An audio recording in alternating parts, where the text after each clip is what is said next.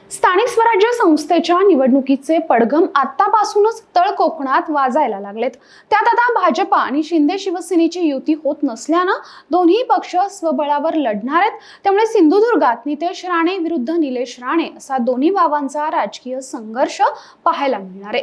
दोघंही भाऊ आपलीच सत्ता येईल असं वक्तव्य करत असल्यानं आगामी काळात राणे विरुद्ध राणे असा राजकीय संघर्ष सिंधुदुर्गात पाहायला मिळणार आहे। शिंदे सेनेचे आमदार निलेश राणे यांनी जिल्हा परिषद 100% शिवसेना काढणार म्हणजे काढणारच असं वक्तव्य कार्यकर्त्यांना मार्गदर्शन करताना केलं।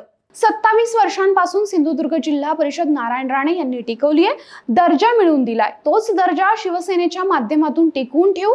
नारायण राणेंनी मला आशीर्वाद दिलाय, जा तू शिवसेना वाढव, तू या शिवसेनेचा आहेस, तिथे शिवसेनाच वाढली पाहिजे, त्यामुळे आम्ही मैदानात उतरलो आहोत असं निलेश राणे म्हणालेत। कोणीतरी येईल, काहीतरी आश्वासन देईल, त्यांच्या बोलण्यामध्ये येऊ नका। मी केव्हाही आतापर्यंत जिल्हा परिषदेची पायरी चढून गेलो नाही, मात्र जनतेची कामं केली। येणाऱ्या जिल्हा परिषद पंचायत समिती शिवसेना 100% जिंकणार असं निलेश राणेंनी सांगितलंय।